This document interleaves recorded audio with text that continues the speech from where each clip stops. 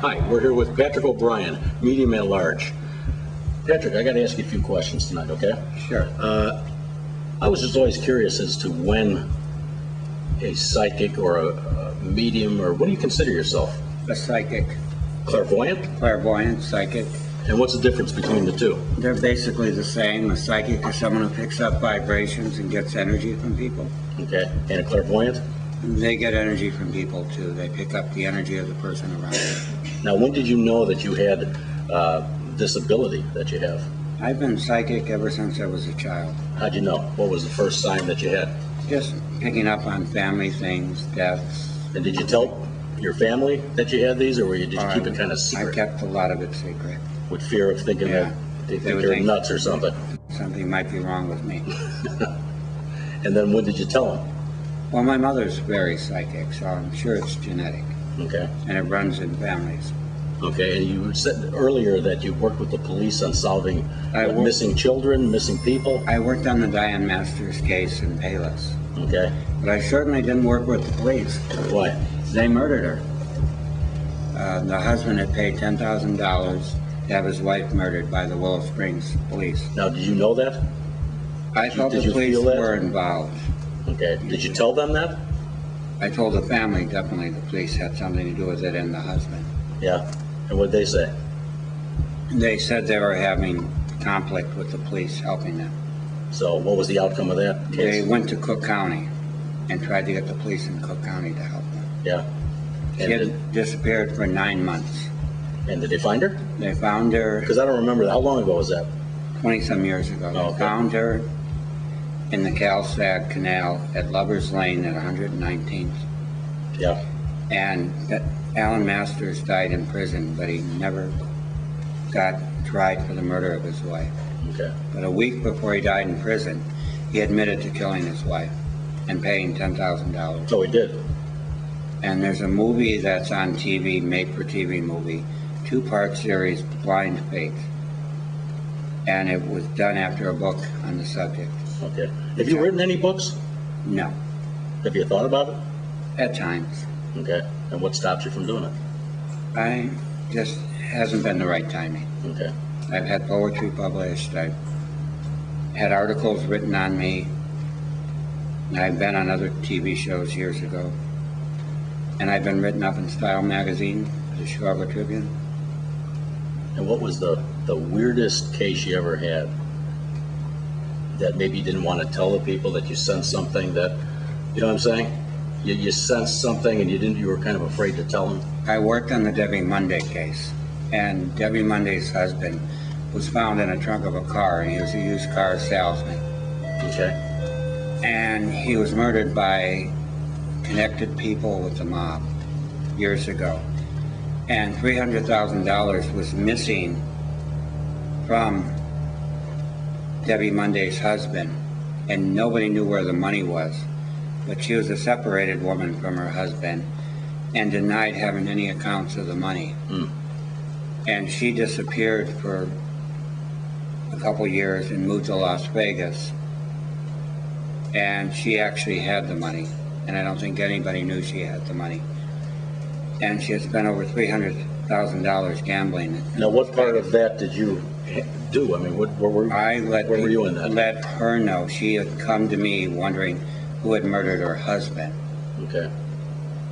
And I told her I didn't want to get involved in it because I thought it could be harm to me or my family. And they were looking for the money, and that was part of the reason he was murdered.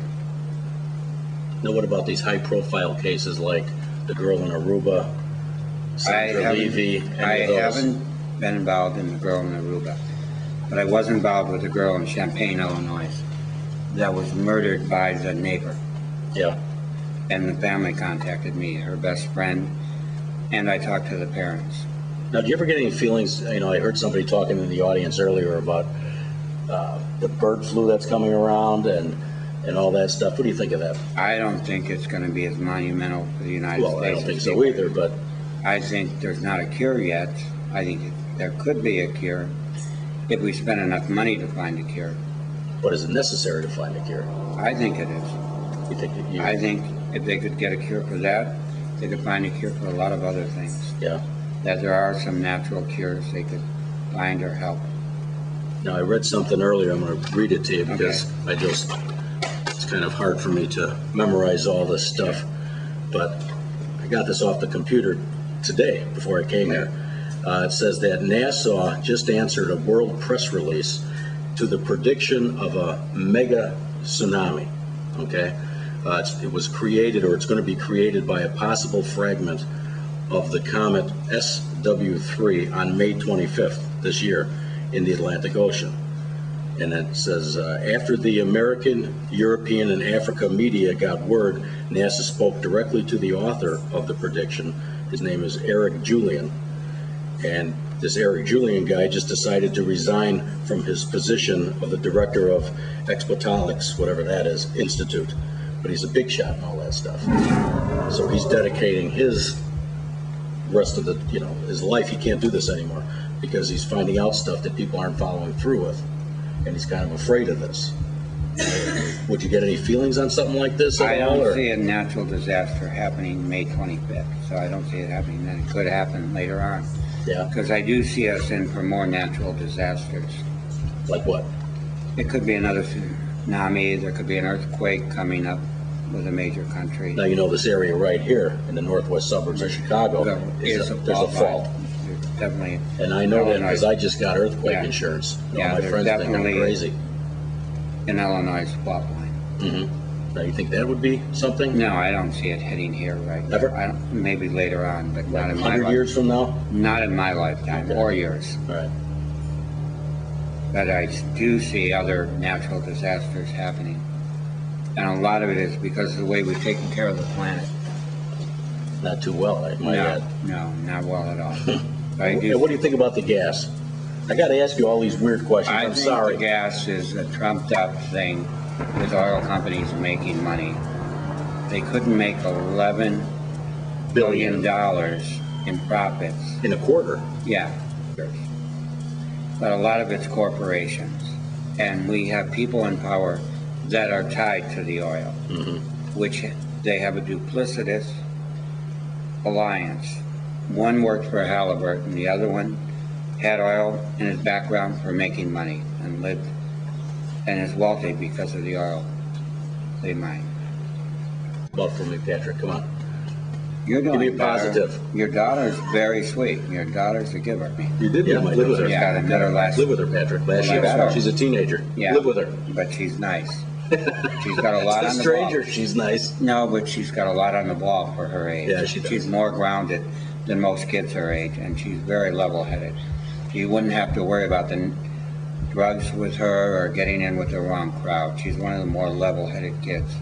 Well, but she has two parents that have been together a long time. Mm-hmm. And I think families that have been together a long time, their children are better suited for life and grow up to be better citizens. Well, I appreciate talking with you. Okay. And you want to start doing some readings? Yeah. Well, definitely. Okay, let's get going. Okay.